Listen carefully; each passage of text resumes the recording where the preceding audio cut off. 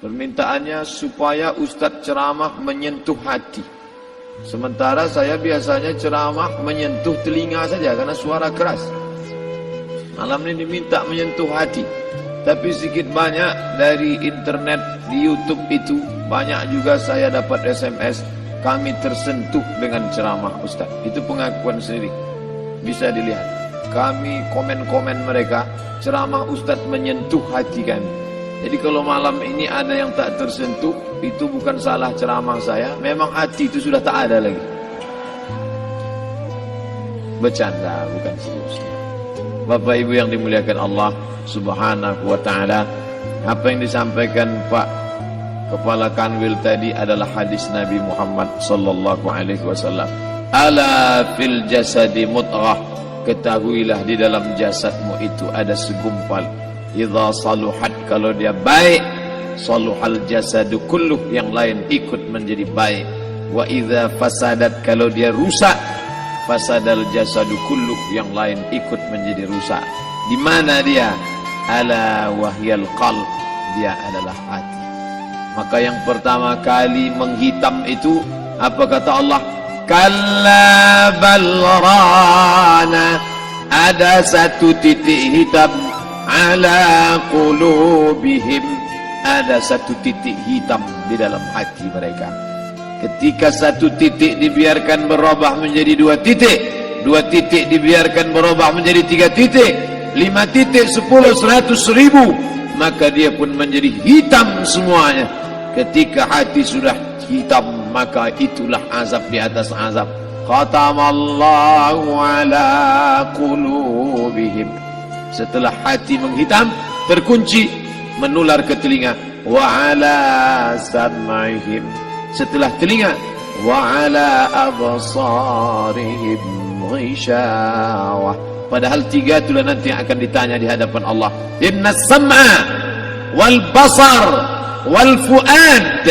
Coba lihat, ketika akan ditanya, yang ditanya 3, tapi diawali dari telinga. Inna sam'a wal basar wal fuad, telinga, mata, hati. Tapi ketika terkunci, yang duluan dikunci hati. Khatamallahu ala qulubihim wa ala sam'ihim wa ala absarihim. Kalau hati sudah terkunci, telinga tersumbat, mata tertutup. Summum bukmun umyum. Summum bukmun umyum, peka, tuli, bisu, apapun tak lagi masuk ke telinga. Malam ini kita menyadarkan diri kita, terlebih lagi yang berceramah, jangan kau hanya sampai menyampaikan ayat saja. Hai Abdul Samad, apakah kau yang bicara itu hatimu sudah hidup? Senantiasa merasakan diri, aku orang paling hina, aku orang paling kotor, ditempelkan kening ke lantai di tempat yang diinjak tapak kaki, mengatakan bahwa aku bukan siapa-siapa. Kepala Kanwil BPN Provinsi, Kabupaten, saya tak bisa membedakan mana yang kabupaten, mana yang kota, mana pegawai tinggi, mana pegawai rendah. Semuanya rata sama. Andai dibuat acara ini di kantor, mungkin saya segan, sungkan melihat dari seragamnya, bajunya. Tapi malam ini semuanya sama. Andai tak disebut tadi Pak Kepala Kantor, Pak Kanwil, saya pun tak tahu mana Pak Kanwil, mana tidak. Fotonya ganteng pula aslinya lagi daripada foto. Artinya apa? Bahwa kalau sudah masuk ke dalam masjid, ketika engkau merasa dirimu tinggi di atas, kau bukan apa-apa, karena yang paling tinggi di badanmu pun kau tempelkan. Tapi saat kau jatuh, rendah, down, stres, kau jangan merasa rendah, karena kau tegak berdiri di hadapan Allah. Kau angkat 2 tangan, Allahu Akbar. Di dalam diri ini disebut dia dengan qalb. Kenapa disebut qalb? Orang Arab menyebut qalb qallaba, karena sifatnya berbolak-balik. Pada saat selesai salat, astaghfirullahalazim, tidak ada yang paling bersih, dia bersih. Tapi pada saat petang sore hari, yusbihu mu'minan, paginya putih, bersih, tak bernoda. Wa yumsi kafiran, petangnya hitam, Makanya dari pagi dibersihkan. Solat subuh bersih, solat zuhur bersih, condong matahari solat asar bersih, tenggelam matahari solat maghrib bersih, sempurna gelap malam solat isya bersih, tengah malam bangun tahajud munajat di tengah malam orang tertidur. Wa tusalli bil laili wan nasu niyam, engkau tegak di waktu malam di saat orang semua sedang tenggelam dalam lelap tidur panjang, tapi engkau menangis meratap mengenang dosa begitu banyak. Sab'atun yuzilluhumullah, di antara 7 yang mendapatkan naungan Allah. Yauma la zilla illa zilluh, hari itu tak ada naungan kecuali naungan Allah. Di antara yang mendapatkan naungan itu adalah rajulun zakarallah, orang yang berzikir, munajat, muhasabah diri di tengah malam, sunyi, sepi, fafadat ainahu, menetes air matanya. Berapa banyak sudah harta dititipkan Allah, berapa kupakai untuk zakat, wakaf, infak, sedekah, wasiat, hibah, ghanimah, harta rampasan perang di zaman Nabi. 7 harta yang akan menolong di hadapan Allah, 1 pun tak dipakai.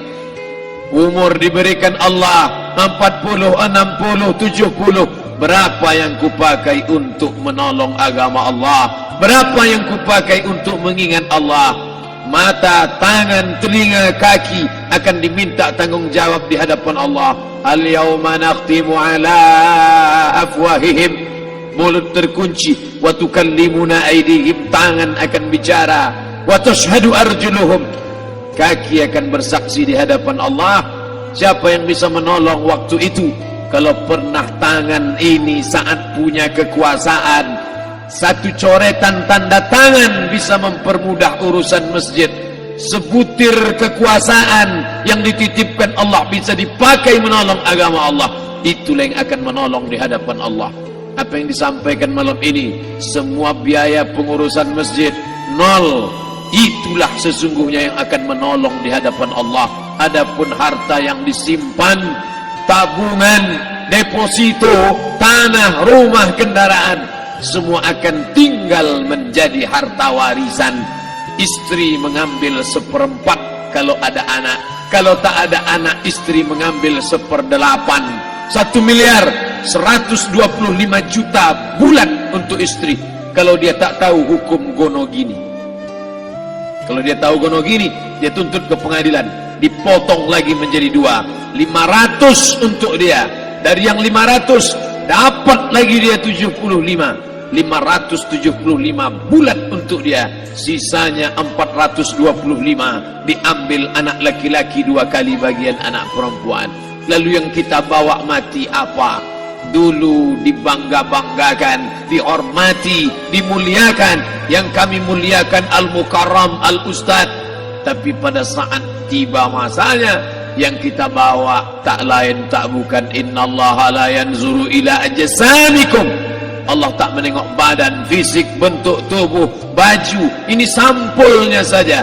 Wala ila suwarikum, Allah tak menengok rupa, wajah.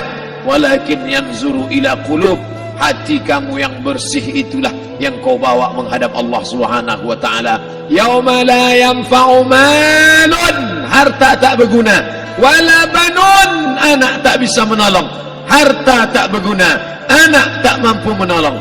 Illa man atallah, kecuali orang yang datang menghadap Allah biqalbin salim,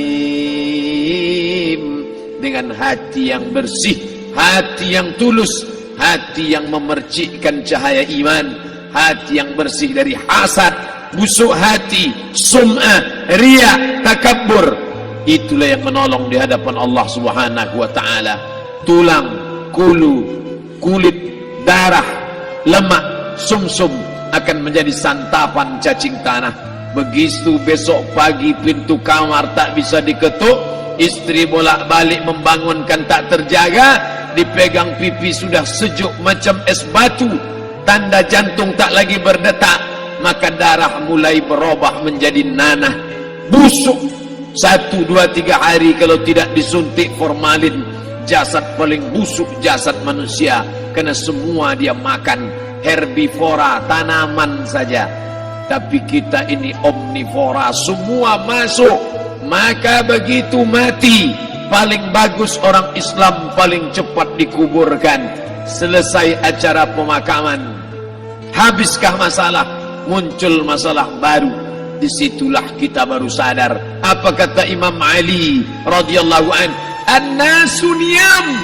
Semua manusia waktu hidup itu tidur. Bapak tidur, ibu tidur, saya tidur. Semua orang waktu hidup itu tidur. Falamma matu, ketika dia mati, disitulah dia baru terjaga dari tidur panjang. Saat Israel mencabut nyawa, ditarikkannya adalah satu centapan yang kuat. Disitulah kita baru terjaga dari tidur panjang. Betapa aku meninggalkan salat, betapa aku tak berzakat, betapa dulu kekuasaan. Aku lulus umur 30, pensiun 58, 28 tahun apapun tak pernah kubuat untuk agama. Sibuk membesarkan anak, sibuk mengurus warisan. Anak pun tak ingat dengan kita, karena kita lupa menanamkan pendidikan agama di dalam otak kepalanya. Andai dulu pernah dia dibawa ke masjid, andai dulu pernah dia dibawa umrah, andai dulu dia dimasukkan SD IT, SMP IT, SMA IT, Islamic Boarding School, dibawa ke masjid, takkan dia lupa mendoakan selesai sholat, Rabbighfirli wali walidayya warhamhuma kama rabbayani saghira. Harta yang banyak tak sempat menolong agama Allah. Anak tunggal semata wayang tak sempat dididik agama. Istri meninggalkan dalam keadaan stres susah hatinya karena dia tak diajarkan sabar menerima ridha ketetapan takdir Allah. Dan paling celaka, tak pernah anggota tubuh ini dipakai untuk berzikir, muhasabah, mengingat Allah. Tak pernah mata dipakai menengok Quran, kitab suci Allah. Tak pernah dipakai hati merenung sejenak, apa yang akan kubawa mati menghadap Allah subhanahu wa ta'ala. Saya tak minta diajak ceramah tentang hukum zakat, hukum puasa. Yang ditanya adalah bagaimana kita merenung sejenak. Abdul Somad, engkau berhadapan dengan para pegawai Badan Pertanahan Nasional Provinsi Riau, berkumpul 12 kabupaten kota.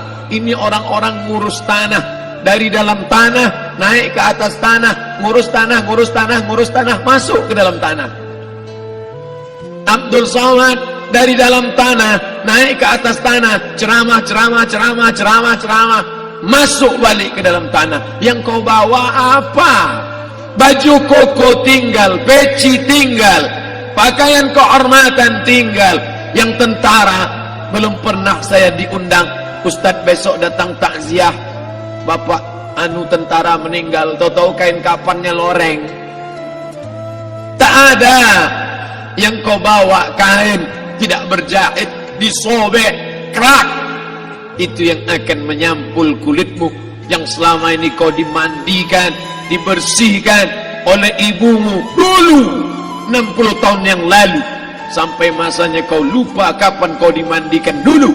Sekarang ruh melihat, disebut dia ruh karena dia raha ya ruhu ruh, seperti aroma semerbak yang datang pergi hinggap. Ruh sampai masanya dia datang masuk ke dalam jasad. Ruh sampai masanya dia pergi meninggalkan jasad. Malam ini dimuliakan Al-Mukarram Haji Abdul Somad LCMA. Kenapa Abdul Somad ini dimuliakan? Karena ruh hinggap sejenak sebentar, sampai masanya besok pagi dia ruh keluar dari dalam tubuh ini. Anak yang katanya ayahku sayang, istri katanya kaulah abang, sampai masanya mereka tak lagi mau mendekat. Rumah itu saya yang buat, saya yang mengukurnya. Tapi begitu ruh sudah keluar dari badan, tidak satu pun semeter, sesenti, sejengkal, sehasta ada tempat di rumah itu untuk jenazah bernama jenazah Abdul Somad. Dulu orang bertanya, rumah Ustadz Somad di mana? Hari ini orang tidak lagi bertanya, tak lagi menyebut nama. Orang sudah mengatakan kuburnya mana.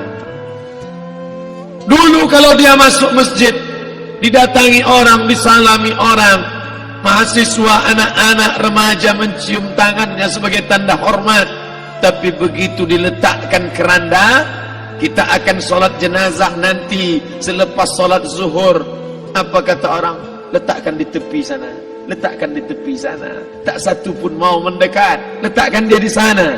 Bahkan sebagian mengatakan dalam masjid, letakkan dia di luar. Dia tidak disebut engkau yang mulia, tidak digunakan kata ganti orang langsung.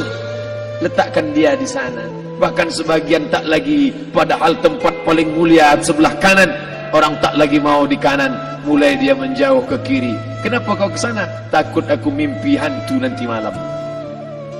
Mana kawan, sahabat, andai tolan, anak menantu, teman sekantor, semuanya pergi meninggalkan. Yang tetap dibawa, kalau pernah kaki melangkah sholat berjamaah di masjid, kalau pernah tangan mengusap kepala anak yatim, kalau pernah tangan mengucap subhanallah. Nanti di akhir tausiah kita akan berzikir, munajat, muhasabah diri, berdoa, mengenang apa yang akan kita bawa menghadap Allah Subhanahu wa ta'ala. Datang malaikat membawa kain kafan dari cahaya, akan menyambut ruh yang mulia. Hadis riwayat Ahmad bin Ambal dalam kitab Al-Musnad, turun malaikat berlomba-lomba membawa kain putih dari cahaya, menunggu ruh akan keluar. Ruh menetes seperti embun di ujung daun. Daun tidak bergoyang, ranting tidak patah. Ruh menetes pelan turun ke dalam kain kafan, dibawa malaikat ke pintu langit. Tak sabar mereka menyambut. Inikah dia yang selama ini berjamaah? Inikah yang dulu ketika dititipkan kekuasaan menolong agama Allah? Kam min masyhurin fil ardi walam yakun ma'rufan fis sama. Berapa banyak yang masyhur, terkenal di bumi, malaikat tak mengenal dia. Ini ruh siapa? Tapi ini bukan LCMA, dia bukan ustaz, dia bukan ulama, tapi imannya dalam. Kekuasaan dipakai menolong agama Allah. Ruhnya keluar di bawah. Semua malaikat mengucapkan salam. Inilah orang yang selama ini kami tunggu-tunggu. Catatannya sudah lama. Setiap pagi petang malaikat subuh membawa catatan namanya, malaikat malam membawa catatan namanya. Kami merindukannya. Begitu orang-orang yang masyhur di langit tapi tak dikenal makhluk bumi. Tapi ada sebaliknya, yang rohnya disentapkan, ditarik malaikat dengan begitu tarikan yang sangat kuat. Nabi bertanya saat Isra Mi'raj kepada mereka yang sudah mati ribuan tahun yang lalu, apa yang kalian rasakan? Yang satu mengatakan seperti tebasan pedang di tempat yang sama beratus kali. Yang satu mengatakan seperti kambing yang dikuliti hidup-hidup. Yang satu mengatakan seperti mata kail pancing ditarik dari kulit yang basah. Maka kita berdoa setiap selesai salat, Allahumma hawwin alaina, ringankan kami ya Allah, fi sakaratil maut, di saat sakaratul maut yang amat sangat menyakitkan itu. Dan mereka yang pergi tak pernah kembali, mereka yang mati tak pernah bercerita kecuali hanya kepada Sayyidina wa Maulana Muhammad sallallahu alaihi wasallam.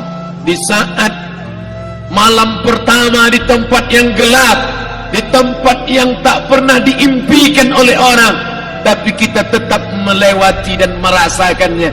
Perlahan-lahan cacing tanah, ular-ulat kalajengking akan menggerogoti kulit yang selama ini dimandikan, selama ini dipakaikan sampo yang mahal, selama ini dioleskan pelembab yang lembut. Tapi ternyata sebelum roh keluar jasad, setelah keluar dia hanya akan menjadi santapan cacing tanah, hancur berkeping hari demi hari. Yang pertama kali membusuk adalah mata, karena dia berisi cairan. Cairan ini mengering, busuk dan berlubang. Lalu kemudian usus sebulan di dalam tanah, mulai dia menggelembung masuk angin dan dia meletus pecah. Cacing-cacing tanah mulai datang menggerogoti, memakan. Habis lemak, tulang, kulit, bulu, sumsum, darah, jantung, empedu, limpa, buah pinggang. Habis semuanya, tinggal tulang-tulang yang memutih, dimakan oleh tanah, ditelan oleh massa, sampai akhirnya Asi bin Wa'il membawa tulang yang kering itu kepada Nabi Muhammad, baginda Sayyidina wa Maulana Muhammad. Ya Muhammad, ayuhyi rabbuka hadzal 'idham, sanggupkah Tuhanmu menghidupkan tulang yang kering ini? Nabi diam tak menjawab sampai akhirnya datang Jibril alaihi salam membawakan wahyu. Qul, katakan kepada dia. Ayat ini dibaca malam Jumat, Bapak Ibu semua hafal, kita baca qul yuhyihal ladzi ansha'aha awwala marrah wa huwa bikulli khalqin alim.